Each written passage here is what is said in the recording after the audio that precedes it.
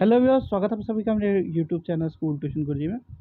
बच्चों, हम कर रहे हैं आपका चैप्टर 9 या अध्याय 9, लाइट रिफ्लेक्शन एंड रिफ्रैक्शन, यानी प्रकाश परावर्तन और अपवर्तन। तो चलिए बच्चों, इंट्रोडक्टरी पार्ट आज शुरू करते हैं इसका।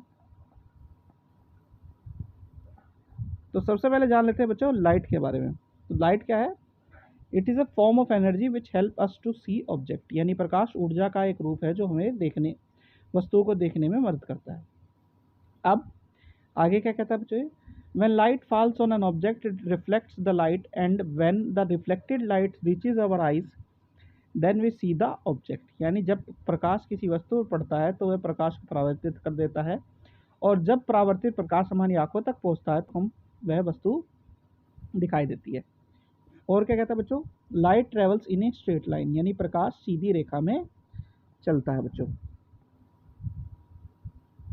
आगे क्या कहता है बच्चों? ये The common phenomenon of light are formation of shadows, formation of images by mirror and lenses, bending of light by a medium, twinkling of star, formation of rainbow, etc। यानी प्रकाश की सामान्य घटनाएं हैं छाया का बनना, दर्पणों और लेंसों द्वारा प्रतिबिंबों का बनना, किसी माध्यम द्वारा प्रकाश का मुड़ना, तारों का टिमटिमाना और इंद्रधनुष का बनना आदि बच्चों। अब सबसे पहली चीज जो समझनी है बच्चों वो है हमें रिफ्लेक्शन ऑफ लाइट, यानी रोशनी का प्रतिबिंब। When light falls on a highly polished surface like a mirror, most of the light is sent back into the same medium. This process is called reflection of light। यानी क्या कहता है बच्चों ये कि जब प्रकाश दर्पण जैसी अत्यधिक पॉलिश वाली सतह पर पड़ता है तो अधिकांश प्रकाश वापस उसी माध्यम में भेज दिया जाता है। इस प्रक्रिया को प्रकाश का परावर्तन कहते हैं बच्चों। अब बात आती है बच्चों laws of reflection of light, यानी प्रकाश के परावर्तन के नियम। तो ये बेसिक नियम है, आप पहले पढ़ चुके हैं, जरा वापस रिपीट कर लेते हैं बच्चों। The angle of incidence is equal to the angle of reflection, यानी अपवर्तन कोण परावर्तन कोण के बराबर होगा। फिर क्या कहता है बच्चों? The incident ray, the reflected ray and the normal to the mirror at the point of incidence all lie in the same plane. यानी अपवर्तित किरण, परावर्तित किरण और अपवर्तन बिंदु पर दर्पण पर अवलंबन सभी एक ही तल पे होंगे, जैसे कि यहाँ पे दिखाए हुए हैं बच्चों। अब इसमें सबसे जो मेन चीज है बच्चों, शुरुआत जो हमारी हो रही है वो क्या है? Image formed by a plane mirror, यानी एक समतल दर्पण द्वारा बनाई गई छवि। यही हमारा बेसिक कॉन्सेप्ट शुरू होता है बच्चों, और इसी से बाकी सारे हमें कॉन्सेप्ट समझने हैं।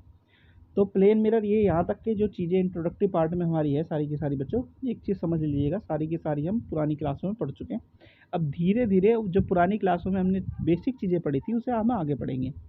ठीक, तो बच्चों यहाँ पे बात कर लेते हैं image formed by a plane mirror, यानी एक समतल दर्पण द्वारा बनाई गई छवि।